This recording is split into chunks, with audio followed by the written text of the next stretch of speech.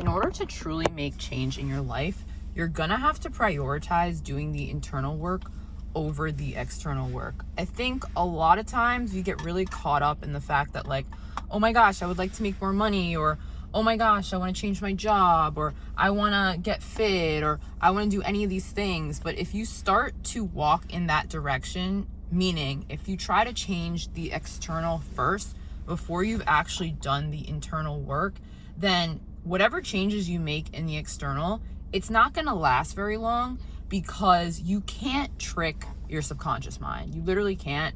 You can try and do those things, and you might have some success for a little while, but if you really want lasting success in anything, you're gonna have to do the internal work. And this is something that for a while, I honestly tried to avoid. I was like, you know what? Well, maybe if I just work out really hard and I eat really well and I don't eat as much, and if I just save all my money and if I get a new job, then maybe that's going to solve all my problems. But something that always happened is that I would revert back in some way or another back to the level that I was at, just maybe in a different job, right? Or maybe with my weight, it would go back to where it was, to where I was trying to lose from. So you really, really have to get to the bottom of what are those subconscious beliefs that you hold in your mind that are directing what you do in your external reality, all right? And it's so interesting because once I started to focus on changing my internal, that's when I started to notice that my external would change, and it would change much more seamlessly and stay much more permanently than when I was doing it the other way around. And even now, right, when I think about many of the changes that I've been making and the direction that I'm going in, how I think about myself, obviously I have stuff to work on. We all have stuff to work on. I don't know if we ever get to a point where we stop working on ourselves, honestly. I just think we get to a place where we're very comfortable with the fact that life is about change. Change is the only inevitable. And you also get to this place where, maybe you are financially stable, right? And you're not worried about your day-to-day. Are you going to be able to afford this? Can you go on a trip if you want to? And anything like that. And when it comes to my diet specifically, because this is actually kind of what inspired me to make this video. So for the longest time, I, like many other women, and probably many, men as well, have struggled with my weight. When I was in high school, I did some pretty crazy things because it was popular at school, and women, young girls, are especially very impressionable. And I would dabble in some not so great eating disorder like behaviors, and I realized that I never stayed thin when I did that. Okay, I never stayed fit when I did that, because it was not something that was going to last ever, right? If you're not eating for a long period of time, or if you're just constantly exercising all the time, your nervous system is so dysregulated, all right, that it's just not sustainable. So something's got to give. You're going to end up gaining all the weight back or whatever it is, but we're talking about weight, so that's what it was. And I was always so frustrated because then I would want to pig out on sweets and foods that weren't good for me. But I'm at a place now in my life where I don't really think about sweets like that. The other weekend, or last weekend, I went to the movies. I saw Sinners. Honestly, guys, if you haven't seen that movie, it's very good. So definitely check it out. But that aside, I decided that I wanted to get like a little box of candy. And I had the candy and it was fine. But like, I haven't craved candy since then. It was very much, oh, I'm at the movies. I'm having some popcorn. I'm having some candy. And that was it. And even the popcorn, my sister and I got a large popcorn to share. I don't even think we ate half of it. So, but that's very different from a few months ago even, where I was downing all the sweets, pastries, yum, anything sweet, I wanted it. When it came to alcohol, I'm not the type of person who gets like addicted to alcohol, but in terms of going out and having a good time, I wanted to do it all the time. I didn't want to be at home All right. I didn't want to really deal with some of my stuff. So instead of doing that, I would just go out. I'd have a few drinks. It was fun. It doesn't matter. But the thing is, when you do that stuff, it really messes with you and it really fucks with you, okay? And something that I was listening to this morning, it was talking about how, like how you regulate your nervous system. And one of the things that I've realized, and I've actually always known this, whenever I drink, it messes up my sleep schedule and I absolutely hate it. I hate it so much. And I'm always like, oh, it's fine. Like if I have like 1 or 2 drinks, nothing crazy. I'm not getting shit-faced, right? But it still messes up my sleep and I don't like it. Because me and my sleep, I need my sleep. We all need our sleep.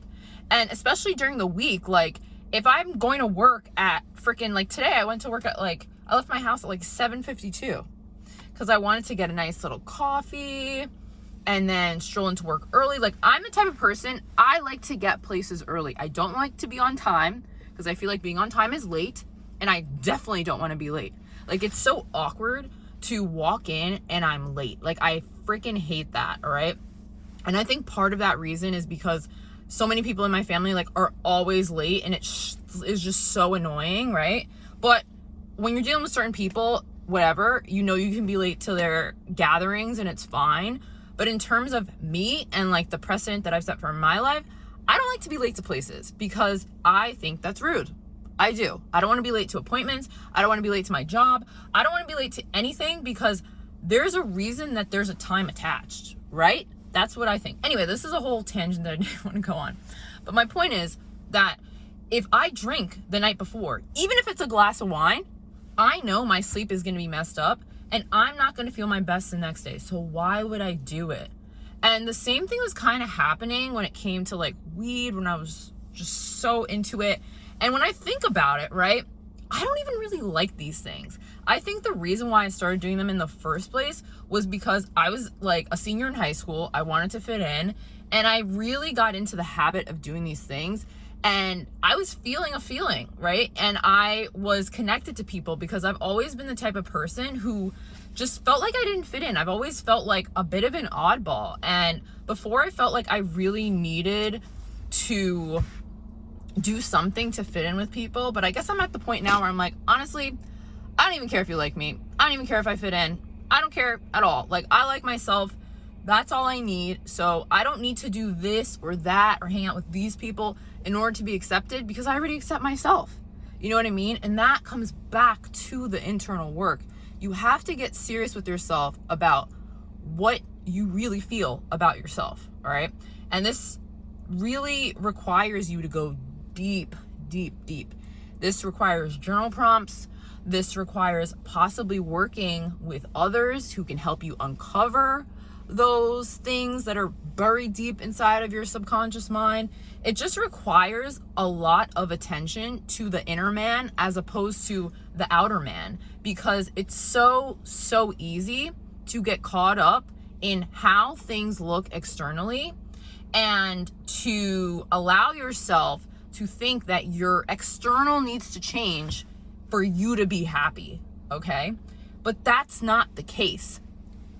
Until you decide to change the internal, to really start to shift your perspective, shift your mindset, heal those subconscious beliefs, your external reality is not really going to change. It might change in the sense that the people change, maybe the job changes, little things change, but it's going to be like the same thing. It's going to have the same energetic imprint on it. Everything is energetics. And the more that I really tap into that and I think of ways to increase my energy so that I can draw in things that are vibrating at a higher frequency, the better my life gets. And it feels so seamless, but it's not, because the inner work is the hard work, all right? It's hard to do that stuff. It's not easy. That's why most people, they're like, oh, I'm just going to change my job. That'll solve all the problems. Oh, I'm just going to lose weight. That'll solve all my problems. Oh, I'm just going to get out of this relationship and maybe look for a new partner. That'll solve all my problems. It won't. Because you're the same person. You haven't changed anything inside. You're the same freaking person.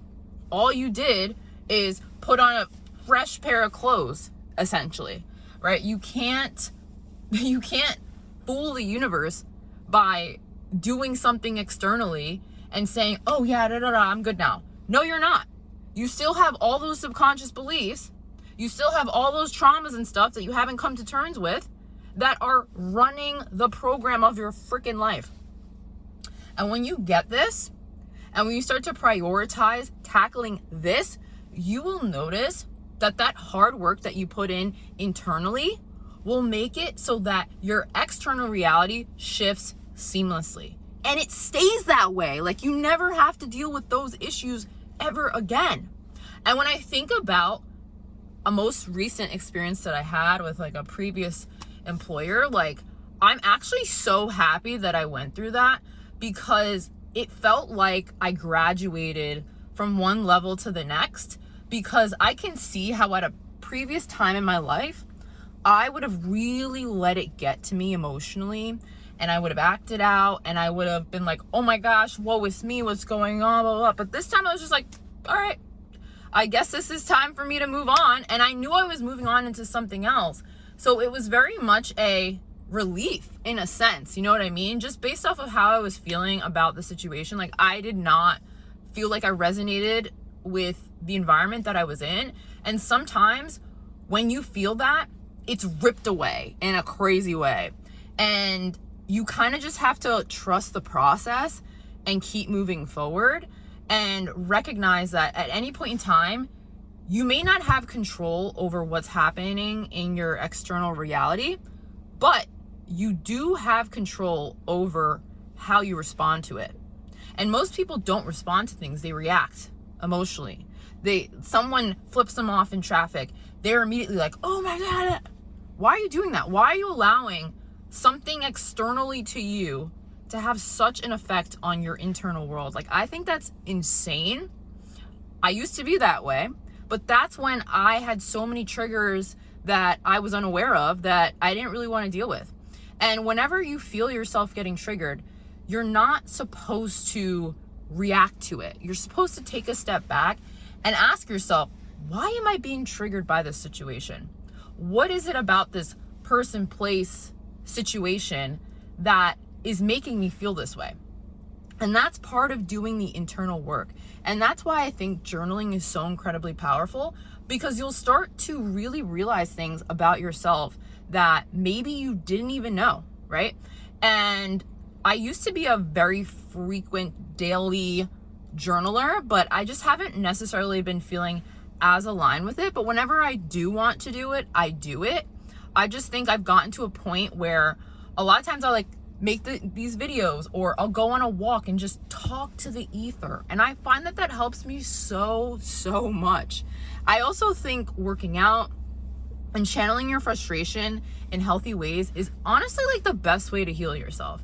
But I would be remiss to say that you can just heal yourself through those modalities. I think you also really do have to talk to people, right? I think you have to